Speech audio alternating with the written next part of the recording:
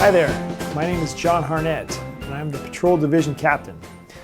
I have worked here at the police department for over 20 years. That's a long time, right?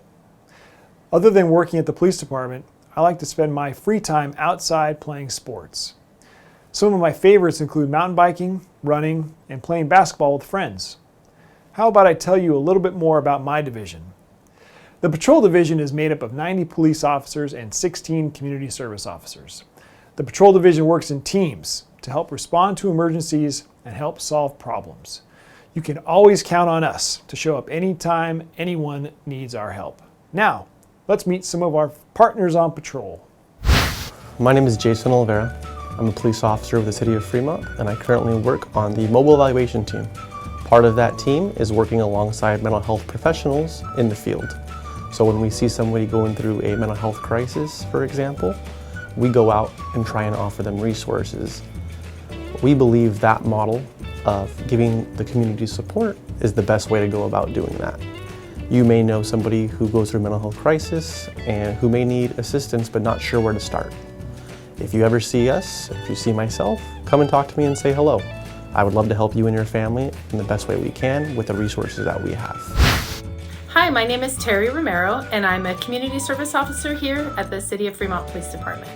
I've currently been assigned this role for the last 4 years.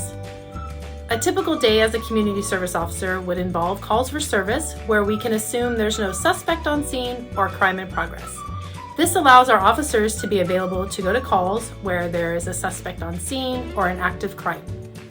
A typical day as a CSO we would go to calls where maybe your bicycle goes missing. We would take a report for your stolen bicycle, or if your Amazon package goes missing off your porch, we could take your Amazon package theft report.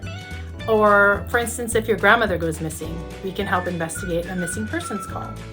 A fun fact about me is that I've been married for 30 years and I have 5 grandchildren, and I reside in the City of Fremont. Be cool, stay in school. Hi there everybody, my name is Monica Leon and I'm a public affairs specialist at the Fremont Police Department. I work in the community engagement unit, and a big part of my job is to engage with you. We do a lot of events, but since COVID we had to take it all virtual. And some of the other ways that you can see us is actually through social media. So how many do all of you guys have social media? I know all of you guys do, but did you know that Fremont Police Department is on Facebook and on Instagram? Now you do. So you can learn a lot of fun things about the police department that maybe you really didn't know about. You can see fun interactions with the police officers. Maybe you can see some cool videos about the police cars and the canines and things like that. And it's a really good way to learn about your police department. You can share some likes, add some comments, and we're always here for you guys. So go ahead and hit a follow button and we'll be right there with you. It was nice talking with you all, and I look forward to seeing you. Bye. Hi, my name is Jason Franchi. I'm a sergeant here at Fremont Police Department. I've been with the department for 21 years.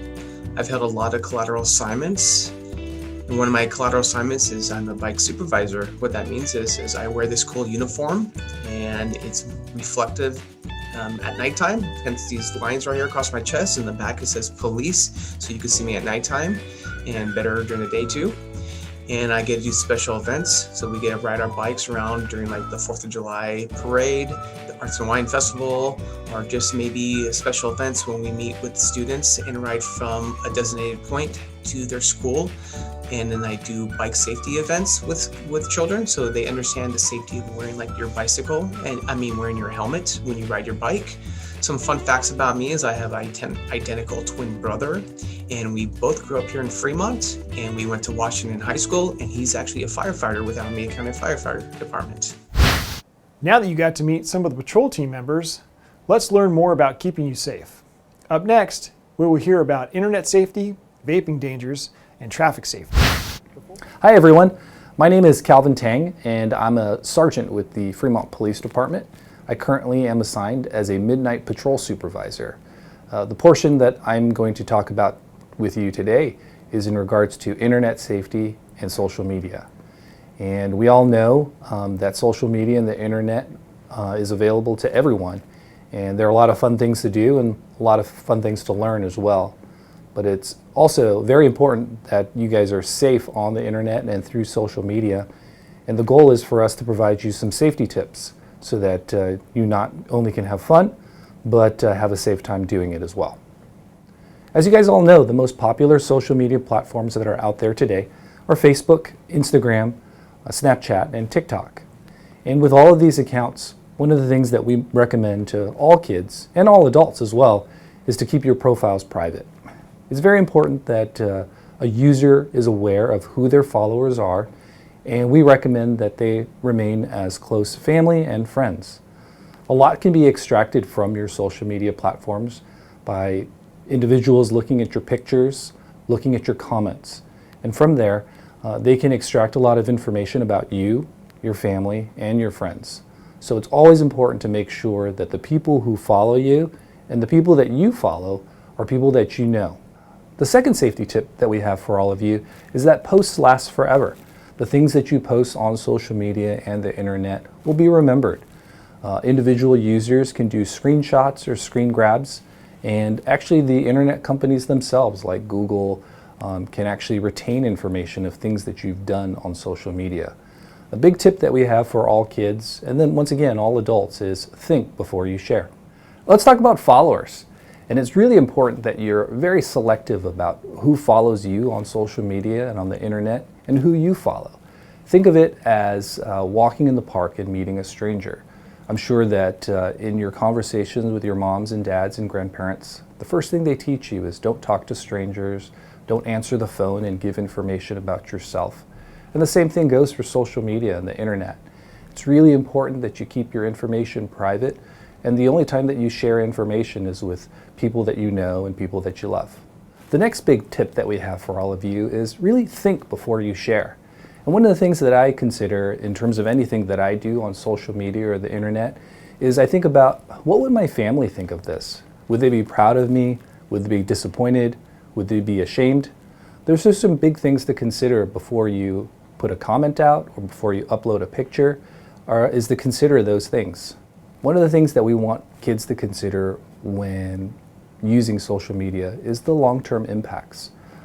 And one of the things to consider is an individual that got accepted into Harvard as a senior in high school. And Harvard actually looked through this individual's social media posts and found that at age 16, he had posted comments that contained racism.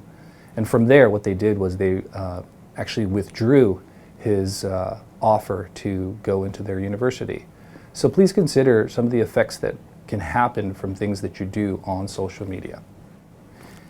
In conclusion, the internet and social media, they're fantastic. They allow you to learn in school.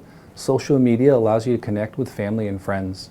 But our goal for you guys as sixth graders is to be intentional with the use of the internet and social media.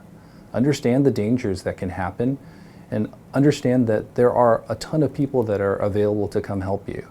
If you have questions, or if you feel that you're being bullied, always find a parent or grandparent, your teacher, or a police officer. We're all here to help you. It was great to talk to you guys today. I wish you a lot of luck, and I'm very excited to rejoin you guys back on the school campus where we can all hang out. Thanks.